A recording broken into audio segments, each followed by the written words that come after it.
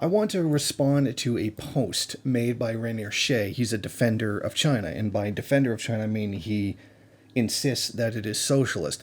My problem here is that, aside from the fact that China is very clearly not socialist, and it takes a great deal of mental gymnastics and non sequiturs to do so, his argument is frankly terrible.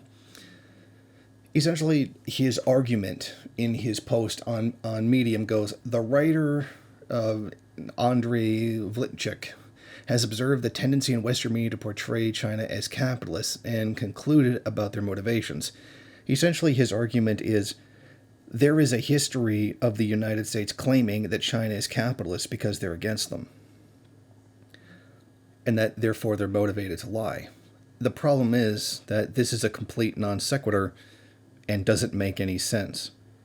Just because you don't like the person that's saying it, or the person is motivated to lie, does not mean that the statement is false. I mean, it's a complete non sequitur, and it should be very obvious. In another part, Rainier Shea says, the market is managed and regulated by a social state in order to utilize the positive sides, minimize the negative ones.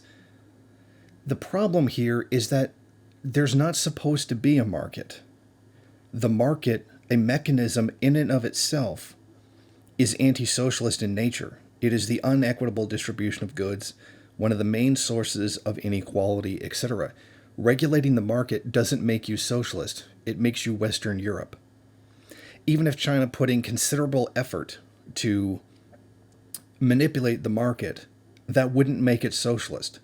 That's kind of the problem here. The market is anti-socialist, period, and there's no reforming it. And this is how you can justify any state as being socialist if you want it to. Ironically, this is the exact reason why anti-communists claim that the U.S. government is socialist, because it steps in and manipulates the market, just as just about every country in the entire world, to some degree or another, does. Again, this is also a complete non sequitur. He goes on to say that public ownership still dominates the country and the state is in charge of the economy. Well, this is also a falsehood. It's actually not. And as I put in a previous post, why China isn't socialist, China has been very specifically saying that it is defending private property and wants to make more room for private companies. But I guess private companies are now socialism, according to people like this. And second of all, the state is always in charge of the economy in every country, to some degree or another. The problem is that China doesn't have economic plans. It has economic guidelines.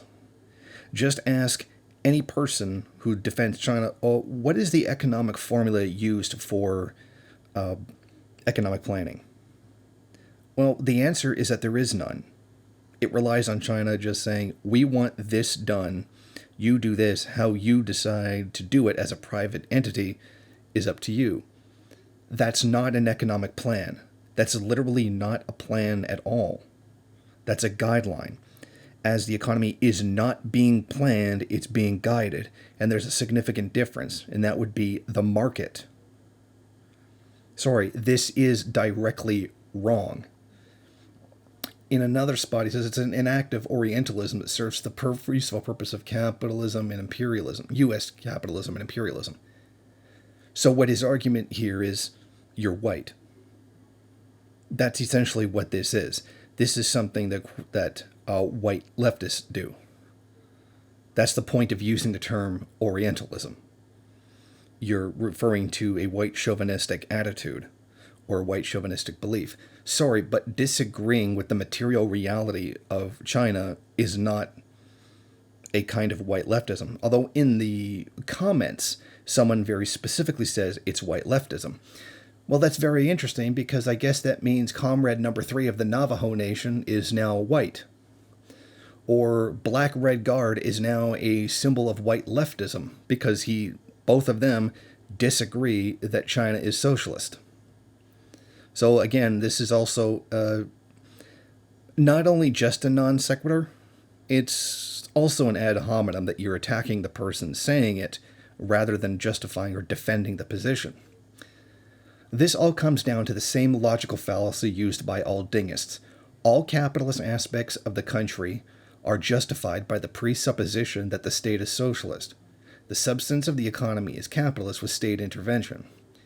Well, we know that all their capitalism doesn't count because the state's socialist. How do we know the state is socialist? Because it's doing all of these capitalist things that are socialist because the state is socialist.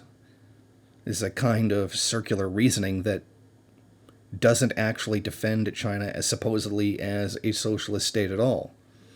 It's a complete non sequitur. There's no substance to the actual argument. And like I said, it's a kind of circular reasoning. And this is a problem with all Dengists. They don't even know how to argue for socialism because they're not arguing for socialism at all. Thank you for watching. If you like this program, then please head over to my Patreon page and set up a monthly donation. It's your donations that keep this program running. Also, if you would like, please rate, comment, subscribe, and share in various social media.